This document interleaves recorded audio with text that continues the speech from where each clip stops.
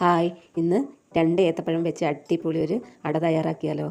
അതിനായിട്ട് 2 പഴവും 2 മുട്ട, 3 സ്പൂൺ മൈദപ്പൊടി, പിന്നെ 3 സ്പൂൺ പഞ്ചസാര ഇവയൊക്കെ എടുക്കണം. പിന്നെ അല്പം നട്ട്സും മുന്തിരിങ്ങയും. ഇതിനായിട്ട് ആദ്യം തന്നെ ഒരു പാൻ വെച്ചിട്ട് അതിലേക്ക് മുന്തിരി, പിന്നെ കയ്യിലുള്ള നട്ട്സ് ഏതാണെന്ന് വെച്ചാൽ അത് ചേർത്ത് ഒന്ന് വഴറ്റിയതിന് ശേഷം അതിലേക്ക് 1/4 കപ്പ് തേങ്ങ ചിരവിയതും കൂടെ ചേർത്ത് കൊടുക്കാം.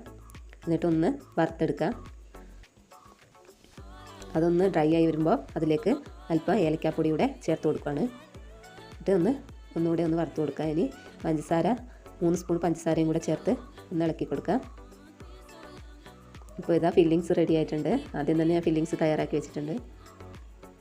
ഇനി അത് മാറ്റി വെക്കാം. ഇനി പഴം തൊലി കളഞ്ഞ് കട്ട് ചെയ്തെടുക്കാം. നന്നായിട്ട് പഴുത്ത പഴമാണെങ്കിൽ അടിപൊളിയാണ്. ഇതിപ്പോൾ അല്ല, ഇതുപോലെ ചെറുതായിട്ട് കനം കുറച്ച് കട്ട് ചെയ്തെടുക്കണേ. എണ്ണ പലഹാരമൊക്കെ ഇഷ്ടമില്ലാത്തവർക്കെല്ലാം തയ്യാറാക്കാൻ പറ്റിയ അടിപൊളി ഒരു ഐറ്റമാണ്. ഇനി ഇതാ ഒരു മിക്സിയുടെ ജാറിലേക്ക് കോഴിമുട്ട പൊട്ടിച്ചൊഴിച്ച് കൊടുക്കാം. 2 മുട്ടയാണ് എടുത്തിട്ടുള്ളത്. ഇനി അതിലേക്ക് മൈദപ്പൊടി ചേർത്ത് കൊടുക്കാം. 3 സ്പൂൺ മൈദപ്പൊടി ആണ് എടുത്തിട്ടുള്ളത്. പിന്നെ ആവശ്യത്തിന് പഞ്ചസാരയും അല്പം പാലും കൂടെ ചേർത്ത് ഒന്ന് അടിച്ചെടുക്കാം.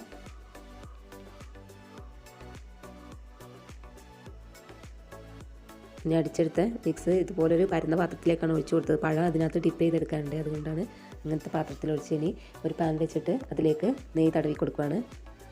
ഇനി ഓരോ പഴത്തിൻ്റെ സ്ലൈസും ഇതുപോലെ നേരത്തെ തയ്യാറാക്കിയ ആ മിക്സിൽ ഒന്ന് ഡിപ്പ് ചെയ്തെടുത്ത് ഈ പാനിലേക്ക് നിരത്തി വെച്ച് കൊടുക്കുക.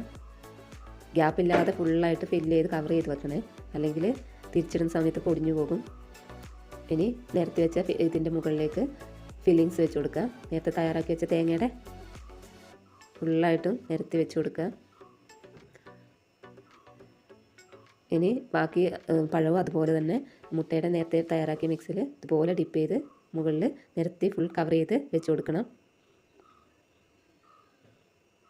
ഒട്ടും ഗ്യാപ്പ് ഉണ്ടാകാൻ പാടില്ലേ.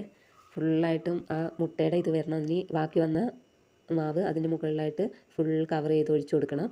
സൈഡൊക്കെ നല്ല കവർ ചെയ്ത് വരുന്ന രീതിയിൽ ഒട്ടും ഗ്യാപ്പില്ലാതെ അങ്ങനെ ഫുള്ളായിട്ട് ഒഴിച്ചു കൊടുക്കുക. അങ്ങനെ ഇനി അത് അടച്ച് വെച്ച് ചെറുതീയിൽ വേവിച്ചെടുക്കണം. ചെറിയ തീയിലാണ് വേവിക്കേണ്ടത്. ഞാൻ അതിൻ്റെ അടിയിൽ ഒരു പാനും കൂടെ വെച്ചിട്ടാണ് അതിൻ്റെ മുകളിലായിട്ടാണ് ഇത് വെച്ചിട്ടുള്ളത്. അല്ലെങ്കിൽ ഈ യെല്ലോ കളർ കിട്ടാൻ വേണ്ടി, അല്ലെങ്കിൽ അതിൻ്റെ അടി ബ്രൗൺ കളറായി പോലെ ആയി കിട്ടൂലേ, അതുകൊണ്ടാണ്. ഇനി മറ്റൊരു പാൻ വെച്ചിട്ട് അതിലേക്കത് തിരിച്ചിട്ട് കൊടുക്കുക.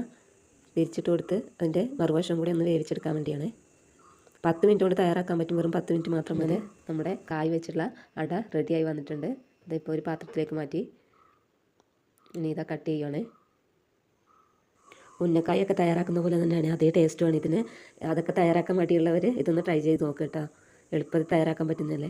നോയമ്പിലൊക്കെ പെട്ടെന്ന് തയ്യാറാക്കാൻ പറ്റിയ എണ്ണയില്ലാത്ത പലഹാരമൊക്കെ ഇഷ്ടപ്പെടുന്നവർ തയ്യാറാക്കാൻ പറ്റിയ അടിപൊളി ഐറ്റമാണ്. അപ്പോൾ ഇത്രയേ ഉള്ളൂ ഇന്നത്തെ വീഡിയോ. ഇഷ്ടമായാൽ ലൈക്ക് ചെയ്യാനും സപ്പോർട്ട് ചെയ്യാൻ മറക്കല്ലേ. Thanks for watching.